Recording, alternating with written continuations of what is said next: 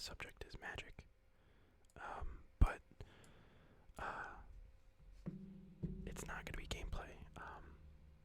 Today I wanted to go over my top 5 new cards that were printed in 2020.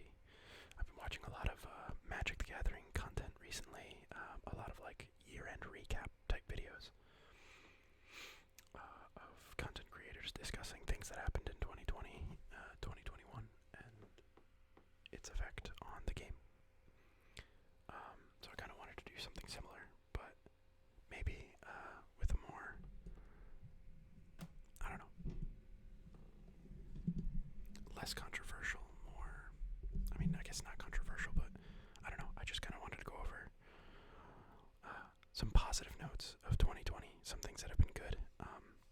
So these cards that I'm going to talk about are not going to be in any way referencing their alchemy versions. So there are a couple cards that have been since changed. I'm not going to be talking about alchemy at all. I'm going to be talking about the actual physical paper print. About the regular standard printings of these cards as they appeared in regular standard outside of alchemy. I don't think, as somebody who hasn't played a single game of alchemy, I don't think I have really the authority to talk about the cards in that format, or the format itself, other than the fact that I don't think it's particularly great for me. I don't like it particularly. I think it's cool, but I don't know. It's just not, I don't think it, after a long time of thinking, I don't think it's for me. But because of that, because of my bias, and because I haven't played a single game, I don't think I should comment on any of the cards in that format, or the format itself. But for the sake of my top 5 new cards for 2021, they're all going to be as they were printed for paper and on Magic Arena in regular, non-alchemy based standard. And I'm pretty sure I looked up the date of printing on all these cards, and all of them were printed after January 1st, 2021. Actually, just looking at all the set symbols, all of them were printed in 2021. And it's tough too, because some cards I wanted to put here were just in September, towards the end of 2020. But anyway, so I have one card for each color. I was making a list of my top 5, and it just ended up being that all of them ended up having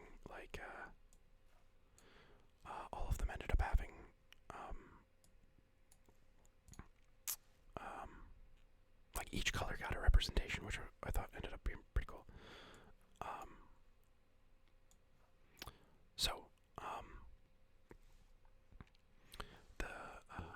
I guess we'll get started. So the first card I want to talk about, and I guess another caveat is these aren't necessarily my favorite cards. These are just, I think, the top 5 cards that were printed into the format for this year, whether it kind of a combined mix of popularity of the card, the power of the card, the fun of the card, and yeah, so this is just kind of an all-encompassing top 5. Not so much my favorites, but more just the top 5 cards printed. So the number 1 card I want to talk about is Alrund's Epiphany. Or at least the very first card I want to talk about that I think would take the number 1 spot. Alrund's Epiphany shaped standard. Pretty much from the second it was printed till now. There's still, other than alchemy, this card is still what dominates standard. And it dominated standard, when it was printed in conjunction with.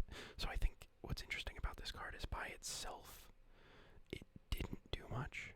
Alrund's Epiphany on its own was too expensive to cast before people figured out that you could break it with Emergent Ultimatum. So before people started figuring out Emergent Ultimatum, Alrund's Epiphany wasn't a great card. It was too slow, and aggro decks were really powerful. Then people figured out how to break it, and turbo ramp into it, and that became extremely popular. And then once Coria rotated, people figured out how to break it with Galvanic Iteration. So this card on its own almost isn't good enough, but once you figure out how to abuse it, it becomes extremely powerful. And I think it on its own isn't a huge problem, but it in conjunction with what other cards are available to it just make it that much better. It's a card that gets better. Obviously, I mean, all cards get better if they're surrounded by other good cards, but I think my point is when it was first printed, nobody was playing it really for like a couple weeks until people figured out how to break it. But that could also just be the fact that it takes a couple weeks for formats to figure themselves out. But I don't remember this being extremely popular the second it came out. It took a couple weeks for people to figure out how good it was, and then and then just since then it has dominated standard since. The next card I want to talk about is Goldspan Dragon. Goldspan Dragon is 5 mana. Did I talk about what Elrond's Epiphany did? I mean, I guess I don't really need to talk about what the cards do, right? Elrond's Epiphany being a 7 mana 5 and 2 blue sorcery, create 2 blue 1/1 blue bird creature tokens with flying. Take an extra turn after this one and then exile it. And you can foretell it, meaning you can pay 2 mana at any time to put it into exile, and then you can cast it from exile for its foretell cost, which is 4, a blue and a blue. Goldspan Dragon is 5 mana, 3 and 2 red. Dragon creature with flying and haste. When it attacks or becomes the target of a spell, create a treasure token. Treasure tokens you control have tap it, sacrifice this artifact, add 2 mana of any one color. And he's a 4/4. Goldspan Dragon has seen play. I think the reason I'm going to pick Goldspan Dragon as the top red card is because Goldspan Dragon has found its way into a lot of different decks. People tried playing it in mono red and found that obviously Goldspan Dragon isn't what you want to be doing. There's really no reason to create a treasure for no reason. So like he wasn't exactly the best top end for mono red. But then people started figuring out he was very good in mid-range decks. Like Is It Dragons? Decks like more, less aggro based and more like mid-range aggro-y Gruul lists. There were lists with Blizzard Brawl that played Goldspan Dragon. You just see Goldspan Dragon pop up in a lot of different types of decks. Even in more controlling decks that played cards like Saw It Coming that could protect him for 2 mana, all ended up playing Goldspan Dragon, and there was a time where Goldspan Dragon wasn't played and then came back with a vengeance, and obviously was included in the Is It Dragons list that won Worlds.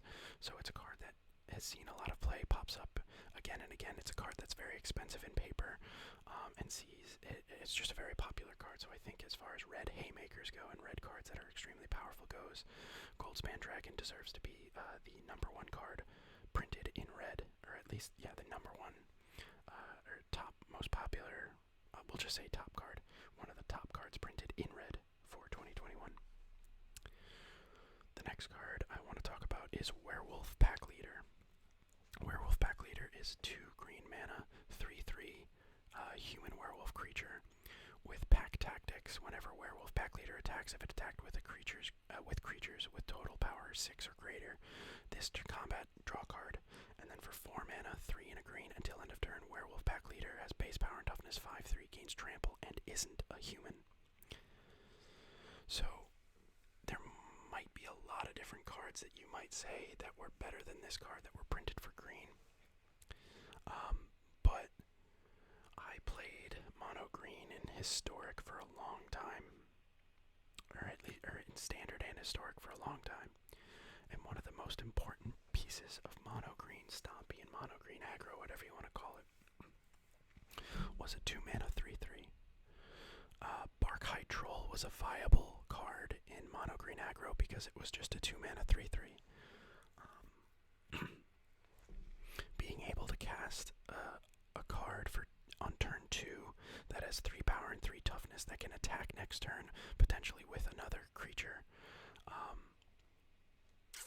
for up to like 5 damage or anything like that. I honestly think 2-mana 3/3s are the glue that put green together. And that's why I think this card is so important. Not only that, but it is a 2-mana 3/3 with so much more upside than Barkhide Troll has. It has an ability to draw you cards, which is something green desperately wants. With the absence of cards like the Great Henge, card draw is extremely important, or impactful, I shouldn't say. It's not important, it's not what green wants to be doing, but the fact that you can incidentally draw cards is extremely beneficial for green, and the fact that you can, for 4 mana, turn it into a 5/3 with trample, is also pretty relevant. It can help you clear another opponent's board, squeeze damage through, and things of that nature. So all around, just I think a very, very much an extremely important glue card that maybe not the best green card in everybody's opinion, but I think is probably one of the most important green cards to be printed, for the fact that it is just so impactful in the mono green deck. Next, we have white. White, I think far and away the most impactful card in 2021 that was printed. So there's some runners up that I think you'll be familiar with that I'll mention, and they only get an honorable mention because they weren't printed in 2021. But for printings in 2021, I believe Elite Spellbinder is the best card in white that was printed for this year. White being able to look at its opponent's hand is extremely relevant. I think a lot of people were discouraged that this card was 3 mana. I think 3 mana seems like a lot, but I think the ability on turn 3, because standard slowed down so much, I think spending turn 3 to look at your opponent's hand and find things like sweepers and removal is extremely relevant and powerful, and that's why Elite Spellbinder is extremely relevant and powerful. A white card being able to do that and then tax a specific card away from your opponent can win you a game, and I think Elite Spellbinder has decided many a game that way. Elite Spellbinder has seen play in a lot of different types of decks. He's seen play in Winota decks. He saw play in, obviously, mono white aggro. He's seen play in sideboards for a lot of decks that played white, just for the ability to see your opponent's hand and tax specific cards. I honestly believe that Elite Spellbinder is probably is the best, if not one of easily the best white cards that was printed in 2021. And I'm sure Paulo Vitor Automata Rosa,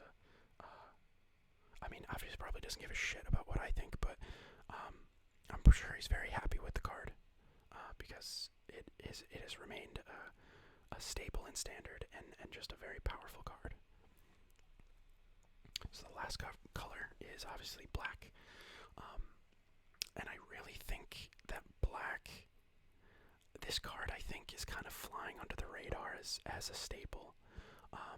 But Blood on the Snow, Elite Spellbinder's 3 mana, 2 and a white, human cleric with flying 3/1.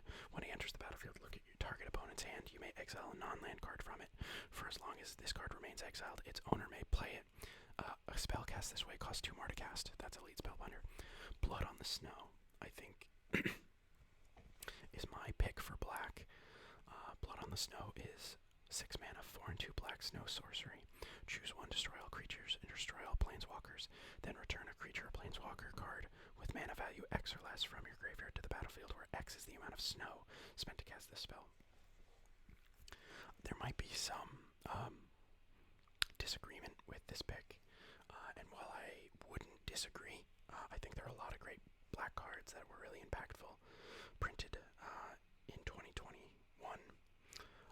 But I think Blood on the Snow is kind of an underdog. I think it's an overlooked card. I think a lot of people include it in decks and don't really think about it. But it is a card that sees play in a lot of, it's seeing play in Alchemy, and I said I wouldn't talk about that, but there are sacrifice decks, mono black sacrifice decks that are being played in Alchemy where this is a staple. The Blood Money decks, the deck that CGP is credited with creating, saw this see play in basically a lot of different black decks that play the planeswalkers with Sorin and Lolth, all play this card. So would I have loved to have put Lolth or Sorin in as the black card? Yeah, but I just don't think that they were impactful as this one, because this one is an enabler for them. Any card that plays those decks and plays snow plays this card. and enables their game plans. And it's just a powerful, it's a 6-mana board wipe, but it gets something back for you, which is incredibly, incredibly valuable.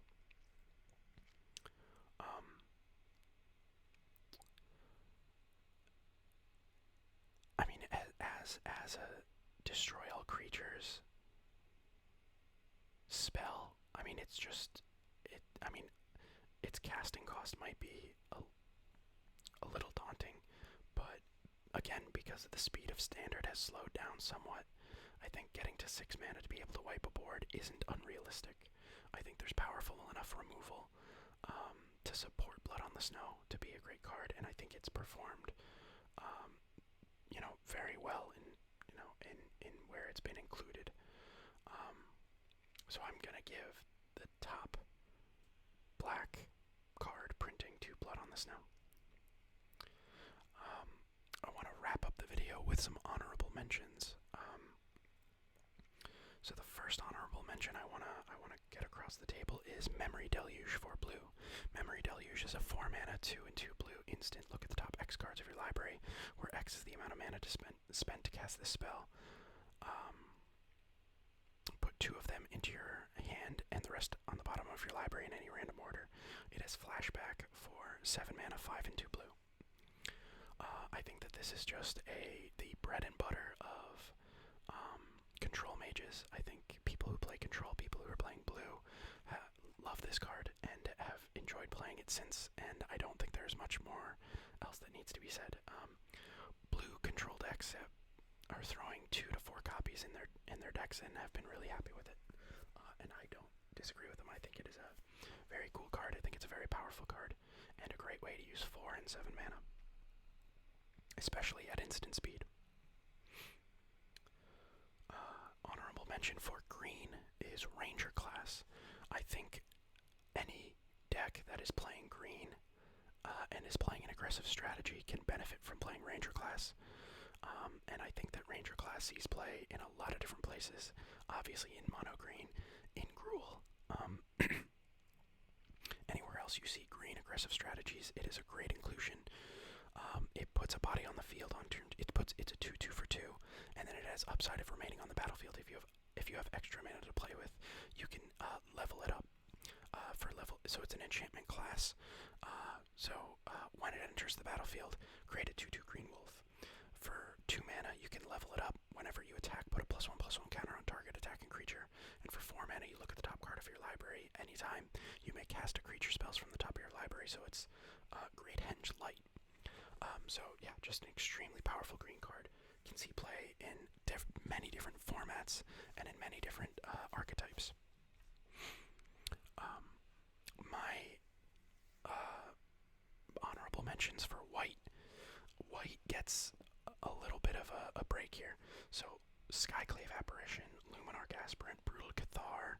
Brutal Cathar was printed in 2021, but Skyclave Apparition and Luminarch Aspirant were both printed in 2020. They're still legal in Standard now, which is why I'm mentioning them, but they are just such good cards that they needed to be mentioned even if they weren't printed this year. They are just amazing cards in the color white. Brutal Cathar is on, similar to Skyclave Apparition. All just very incredibly powerful cards that I think deserve to mention, even if they weren't printed at the right time or just weren't as good as Elite Spellbinder. Another honorable mention would be Redain, God of the Worthy. All just really good cards. I don't want to go through their mana cost and what they do and all that, because I just mentioned so many of them, but all incredibly powerful white cards. All have been huge upgrades or great sideboard tech for white, in either mono white or in any cards that are playing, for splashing white or playing white fully. And then lastly, honorable mention for black, I'm gonna go with Lolth. I'm not gonna go Sorin, even though I think he's the more expensive of the two, because I think Lolth creating 2 bodies is so powerful. Putting 2 bodies onto the battlefield with a minus ability, and the spider, and like so Lolth is 5 mana, 3/2 black. She starts with 4 loyalty. She has whenever a creature you control dies, put a loyalty counter on Lolth, Spider Queen.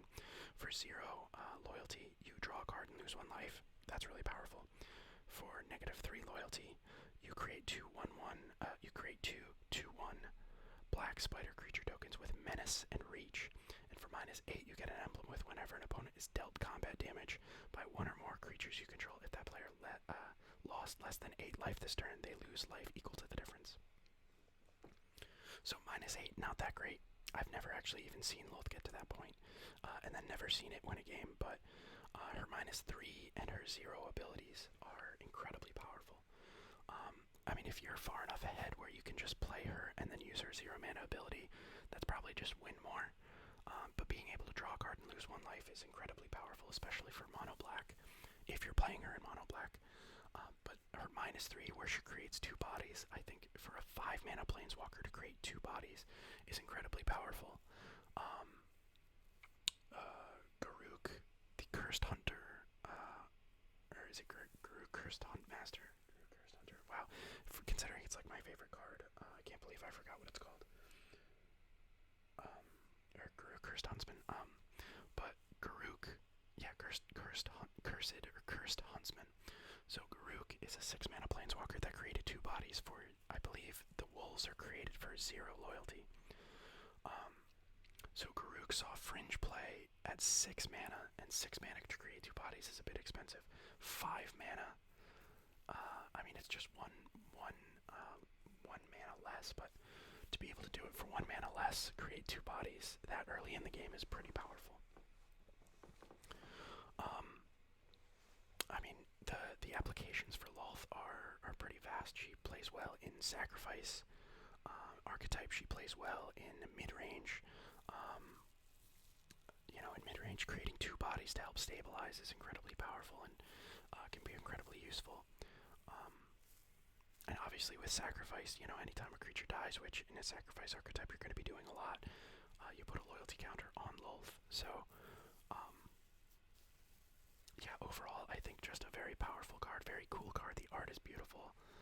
It's a powerful black planeswalker, which I think we were in need for it and now have a plethora of now that we have Sorin and Lolth. And also the fact that the spiders have reach is incredibly relevant because they block things like Goldspan Dragon. Because there are powerful flyers like Goldspan Dragon and what's the other guy? Galazeth Prismari in the format. So them being able to block and have 4 total power is actually incredibly relevant. So I'm gonna give the runner-up or the honorable mention for black to Lolth, and then finally, I believe the only non-rare or non-mythic card that I will mention is for red, and the honorable mention for red for best printing of the year goes to Battlecry Goblin. I think this card is flying under the radar for a lot of people, but this card is so cool and so powerful for an uncommon. There are better red cards, I think, that were printed this year that I could mention, but I think they're all in the mythic or rare category. This is an uncommon card that I think is just incredibly powerful. So Battlecry Goblin is a 2 mana, 1 and a red, 2/2. With a 2 mana ability, goblins you control get +1 and gain haste until end of turn, so essentially a whack. And he has Pack Tactics. Whenever he attacks, if you attack with creatures of power 6 or greater this combat, create a 1/1 red goblin creature token that's tapped and attacking. It does all that. It's an uncommon for 2 mana, and it has a 2 mana ability, a 2 mana whack. So it's kind of like a 2 mana 2/2. It's kind of like a 4-drop disguised as a 2-drop, because you really want to play him and then play his ability immediately. But a 2 mana 2/2 that can then pump your goblins next turn and give anything you play haste, for 1 mana, I suppose. The next turn is just, it's just incredible. And when he attacks, you create a 1/1 red goblin creature token, assuming you have 6 power on the battlefield, which shouldn't be hard to do with his ability. So it's just a goblin tribal absolute bomb. I think this can see play in modern. I think it has seen play in modern in like Goblin Whack, and potentially if there is a modern Goblins deck, I think this isn't a bad include. But I think this sees play in any type of deck that plays goblins, goblin tribal. This could see play and would be very good. historic, in standard. Potentially there could be a goblin deck in standard. Maybe not that great. There are probably better things you could be doing, but there are a lot of different places. I think this card is powerful, and the fact that it's an uncommon is just incredible to me. I would think that this is a rare for sure, but I think it gets the honorable mention spot because it's an uncommon. It is so cool and so good. It deserves the spot, so I'm gonna give it to Battlecry Goblin. So, that is my top 5 cards printed in 2021 with a fairly brief honorable mention list. Yeah, I think Magic has been in an interesting place recently with the creation of alchemy, and I think that the cards that were printed this year were very cool and very fun, but I think that the meta that has been created has been a little bit daunting and has gotten somewhat stale. I think the fact that there haven't been bans in 2021 has been a negative. I understand that obviously people don't want their cards to get banned because then they can't use the cards that they like or that they pulled from a pack or that they bought. But I think transitioning from banning cards to a digital-only format like Alchemy isn't what you want to be doing. If creating a digital format where people can have nerfed and buffed cards prevents them from banning cards in paper, I think that's a negative because it keeps the paper format stale while the digital format gets to reinvent itself. So if that's the philosophy moving forward, I'm nervous. But for now, I mean, obviously, Magic is still fun to play, but I just hope that paper and printed cards obviously will still have the ability to shake up the format when they want to, and Alchemy gets to be its own thing, and paper Magic will get to be its own thing. So I'm hoping, I mean, low-key bans come back so that the paper and standard format can be shaken up every now and then Alchemy will continue to be able to buff nerf cards and just do its own thing. It's going to be difficult for Wizards of the Coast to manage. I mean, they haven't even done their second rebalancing yet, and there's no word on when that's going to happen. I don't think. So it's like, if Alchemy is going to go off and be its own thing, I mean, they're going to need a team of people working on it at all times, really. Because it's going to have its own card, its own meta, its own, if you're going to be banning cards in Standard might look completely different from Alchemy in the future if they hopefully start banning things, but if they don't, my worry is that paper and regular Standard will suffer and die off, while Alchemy thrives, and that's not particularly what I want, but if that's the majority if that is what the majority wants, then so be it. But anyway, those are my top 5 cards for cards that were new cards that were printed in 2021, and then some honorable mentions. And I hope you guys agree, and if you disagree, that's fine. But just let me know in the comments what cards you thought in what colors were really impactful this year. I'd love to know what your guys' thoughts are on the impactful cards that were printed and new, not reprints. Because I was going to think about Thalia, but she's a reprint. And I didn't want to go with cards that have already existed. I wanted to go with new ones. So yeah,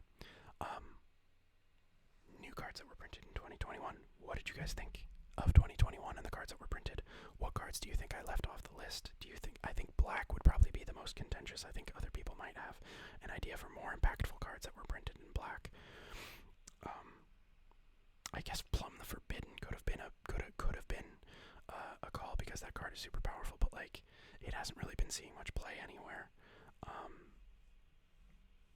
Maybe Deadly Dispute, but I think Deadly Dispute is actually an uncommon. Anyway, let me know what cards you think have been really impactful. I would love to hear if you disagree and what cards you think I should have replaced these cards with. Thanks everybody for watching. I was glad I was able to squeak in another upload before 2022. More to come as far as the channel, games I'm playing, and stuff like that. Keep an eye out for it. Thanks everybody for watching throughout 2021. It's been a great year, and I hope to see you next year. There might be more uploads between now and then, but I don't know. Just kind of going on the fly. So thanks everybody for watching.